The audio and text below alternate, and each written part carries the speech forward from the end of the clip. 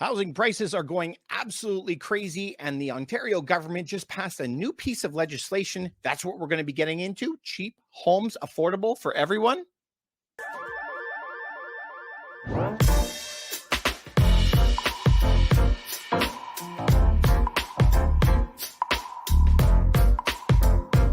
Ladies and gentlemen, my name is David Ruff, and I'm head of Ruff Team Realty and sellhire.ca. I'm a broker in the beautiful city of Toronto, and we just had this groundbreaking piece of legislation just passed calling it affordable housing for everyone. And does that really mean what I think it means, that we're going to have cheap houses for everyone? We're going to be digging into that a little bit today. Before we do, please remember to subscribe to the channel and like this video. It's the best way to get our content out to more people. It really helps. I really appreciate it. All right, you guys, let's be diving straight into the articles and make sure that we are going to understand what the government is actually passing before you take any decisions. Now, here we are with the report on the task force that actually put forward. The task force actually put forward 55 different recommendations. We're going to get to that later. 55 different recommendations, but this is a little bit of a long read. I mean, 33 pages that's here. But it's the nuts and bolts, basically, of the 55 different recommendations it has. If we go into it, we see that they want to add 1.5 million homes over the next 10 years. Now, remember, if we added the 1.5 million homes today, it would make a big, big difference. But to only add 150,000 homes per year of those 10 years, that doesn't add a lot to the housing market. It's not enough. We are already short about 1 million homes. So we have a lot of catching up to do. Right now in Canada, we build 250,000 homes per year, and about 40% of them are in Toronto anyway. So they want greater density. Do you see this here? Land is not being used efficiently across Ontario, but more precisely about the bigger cities. And we need to invest in subways, light rail, highways, et cetera, et cetera. So do you see what it says here? It's suited for mid and high rise housing. Now, this is very, very, very important point. Remember, we are surrounded by a green belt, which means around the city is a piece of forest that goes all the way around it. If we actually look up what the green belt looks like, you're going to see that we are actually hemmed in. We cannot just continue building out as far as we want. It actually goes a very, very long way around the city. You can see that there's all this green around the city. So we are kind of trapped, if you will, around this green space. So we can only build on the inside. So if that is the case, this is where the housing says that we can have more mid and high rise housing. So remember, if we build more towers, it means we have to knock down the homes and build more towers. Knock down the houses to build a tower, which means the demand for housing has been going up and up and up through COVID. But what's happening is the volume or the quantity available of homes is going down, down, down, down. That's the difference. So where do you think you should be putting your money? Housing is always going to be in demand. If we look at New York City, the brownstones are going for 15 million because there's hardly any of them.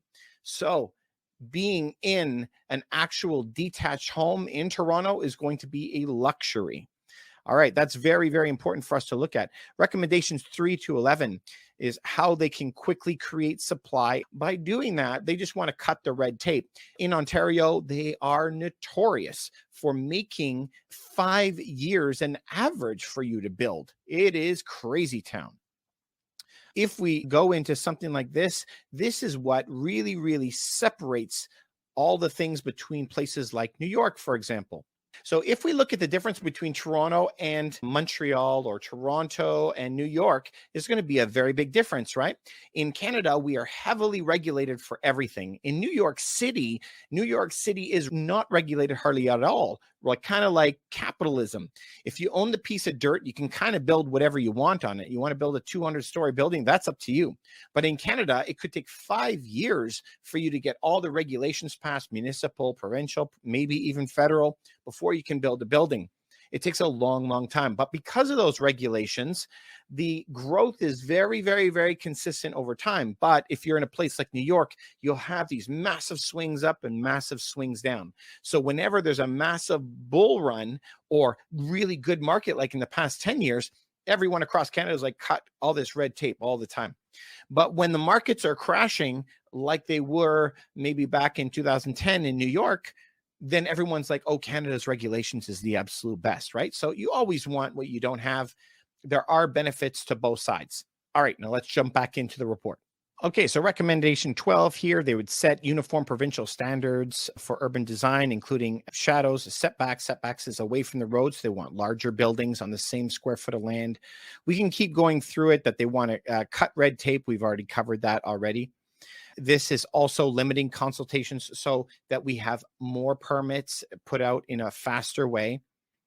All of these, you can go in and read this 33-page report, and there's 55 suggestions that are here. But they do acknowledge that Ontario is in a housing crisis. Prices have skyrocketed, and the average price has been skyrocketing. So if we go down, look at these shocking numbers. 2011 to 2021, 10 years, the average price of the home has tripled.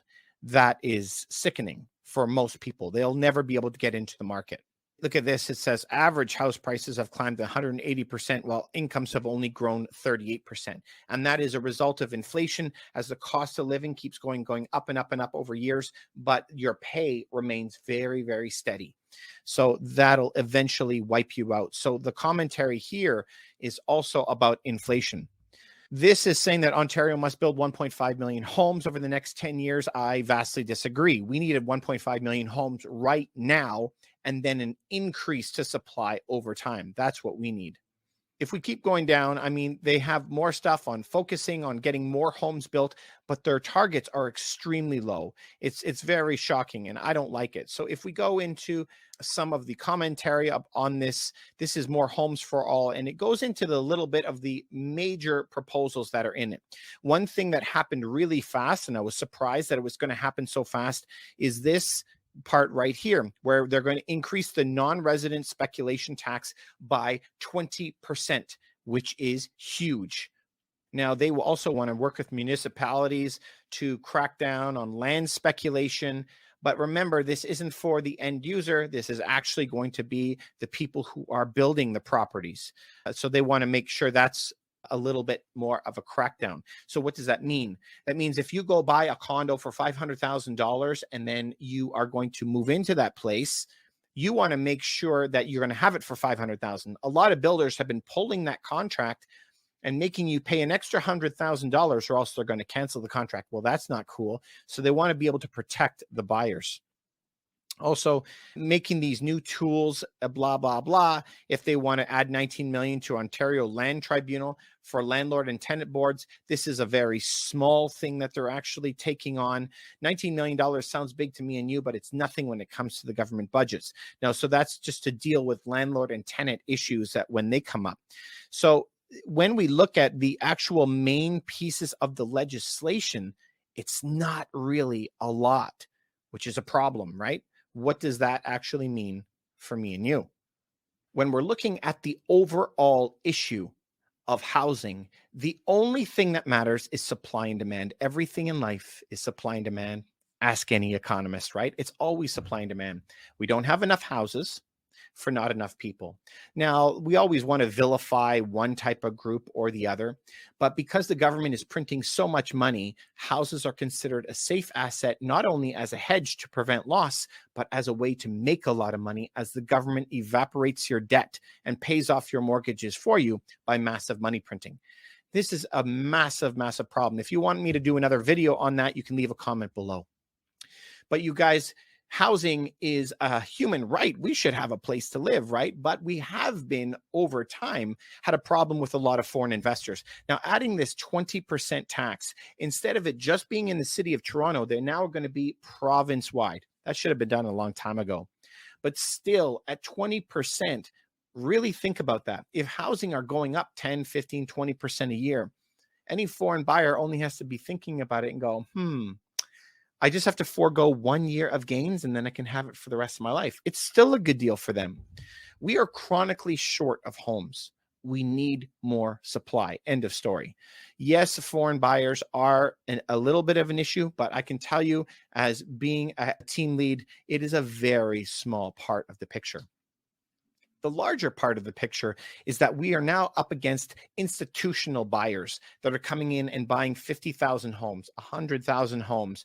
Companies and investors are buying homes everywhere and limiting the supply. We have a big city like Toronto where we have hundreds of thousands of empty homes and condos just because there are investors who have bought it. Now, why would an investor ever buy a house and keep it empty? Just think about this. In the city of Toronto, if you were going to take a condo, for example, you would on average make 2.7% per year. 2.7% per year. But you're going to make 15 or 20% on the appreciation of your unit every year. So 15 to 20% is going to be a given. You're going to make a lot of money on the appreciation because the government is printing so much money. But if you rent it out, all of this trouble for 2.7%, so you're going to risk somebody in your unit wearing out your kitchen, plugging your toilet, breaking stuff, noise complaints, property management, all of that stuff for the 2.7. Most foreign investors, most of the investors, period, even in Canada, consider keeping their unit empty because they make the majority of their money on the unit going up. And the unit only goes up because of inflation. So as long as we understand how that is working, we can kind of work around it, right? And find ways for us to be able to beat inflation as well. Of the 55 suggestions that the entire task force found, and all of them were good suggestions, the government is only going to pick and choose a couple of them that sound really good, that's not going to really change very much. So as much as we see like affordable housing for everybody, and it's a lofty goal, as we saw, the legislation really has no bite and is not going to really change anything for anybody. We need a lot more supply. End of story. I want everyone to have a place to live. I want everyone to be happy. I'm here for your health, wealth, and happiness like I am all the time. If you have any questions, I'm going to try to get to all of them. We really appreciate you stopping by, and please remember to like this video and subscribe and tell your friends about it. We're always here for you. Have a great day.